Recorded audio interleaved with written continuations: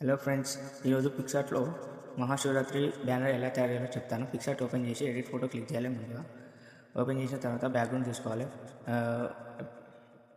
Pictures అంటే image search యాప్లో background దొరుకుతాయి. ఆల్బమ్ క్రియేట్ అవుతుంది. అది పిన్స్ అనే ఆప్షన్ వస్తుంది. బ్యాక్గ్రౌండ్స్ తీసుకోవాలి. ఇప్పుడు మీకు నచ్చిన బ్యాక్గ్రౌండ్స్ ఇప్పుడు తీసుకోవాలి. నేను ఇది తీసుకుందాం అనుకున్న బ్లూ కలర్ సెలెక్ట్ చేసుకున్న తర్వాత సో ఇప్పుడు ఏంటంటే యాడ్ ఫోటో అనే ఆప్షన్ కనిపిస్తుంది కదా, యాడ్ ఫోటో మీద క్లిక్ చేసి ఇప్పుడు పిఎన్జీ తీసుకోవాలి. తోరంది ఇక్కడ ఉందంటే డౌన్లోడ్ ఆప్షన్ కనిపిస్తుంది కదా, ఇక్కడ పూలు కనిపిస్తున్నాయి కదా పైన తోరన్, అది క్లిక్ చేయాలి. యాడ్ పైన యాడ్ క్లిక్ చేస్తే ఫోటో వచ్చేస్తుంది మనకి. ఇట్లా జూమ్ చేయాలి. ఇక్కడ యారో మార్క్ కనిపిస్తుంది కదా, దాంతో జూమ్ అవుతుంది. మనం ఇలా సెంటర్లో ఇట్లా తీసుకొని ఇట్లా మీద తీసుకొని అడ్జస్ట్మెంట్ చేసుకోవాలి. కరెక్ట్ అడ్జస్ట్మెంట్ అవుతుందా లేదా తెలుసుకోవాలంటే అక్కడ లైన్స్ కనిపిస్తున్నాయి కదా, లైన్స్ బట్టి మనకి ఈజీగా అర్థమైపోతుంది. సో ఇప్పుడు మనం నెక్స్ట్ మళ్ళీ యాడ్ ఫోటో మీద క్లిక్ చేస్తే మళ్ళీ శివుని ఫోటో తీసుకొని మళ్ళీ యాడ్ క్లిక్ చేసి మీకు ఎన్ని కావాలంటే అన్నీ తీసుకొని ఇప్పుడు మళ్ళీ రిమూవ్ బ్యాక్గ్రౌండ్ రిమూవ్ చేసి ఇట్లా క్రాప్ చేసుకోవచ్చు. క్రాప్ చేసిన తర్వాత రిమూవ్ బ్యాక్గ్రౌండ్ క్లిక్ చేస్తే బ్యాక్గ్రౌండ్ అనేది పోతుంది.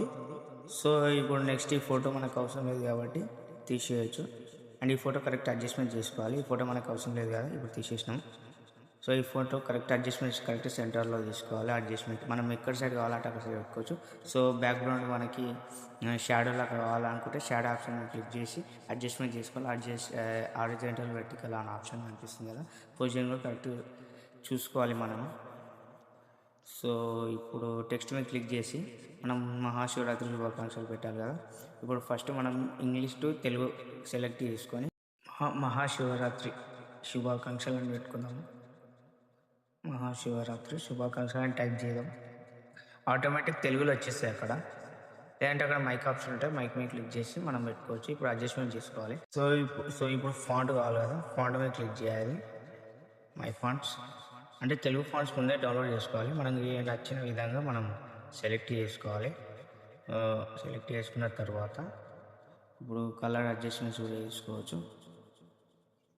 ఇక్కడ కలర్ ఆప్షన్ కనిపిస్తుంది కదా, colour option, text, stroke, colour option, gradient, and మనకు నచ్చిన కలర్ ఏదైనా ఇష్టం వచ్చింది పెట్టుకోవచ్చు.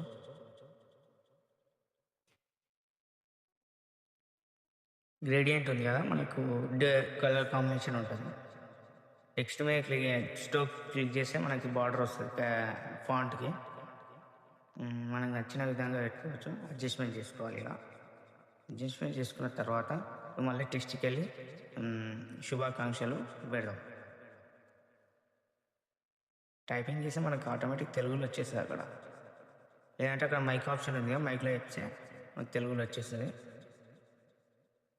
ఇలా అడ్జస్ట్మెంట్ చేసుకున్న తర్వాత ఇది వైట్గా ఉండాలి, కానీ ఫాంట్ ఒకటి చేంజ్ చేసుకున్నాం. మనకు నచ్చిన విధంగా ఫాంట్ చేంజ్ చేసుకోవచ్చు. చూశారు కదా, ఇట్లా మళ్ళీ టెక్స్ట్ మీద క్లిక్ చేసి మీకు మీ కుటుంబ సభ్యులకు అని టైప్ చేద్దాం.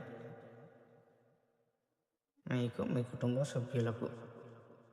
ఈ బ్యాక్గ్రౌండ్ కొంచెం బ్లూ ఉంది కాబట్టి వైటే సెట్ అవుతుంది కాబట్టి వైట్లోనే పెట్టేసుకుందాం. ఇలానే చేయలో అయిపోయింది. అంటే మనం ఫాంట్ కూడా చేంజ్ చేసుకోవచ్చు. ఫాంట్ స్టైల్ డిఫరెంట్ స్టైల్గా పెట్టుకోవచ్చు అన్నమాట.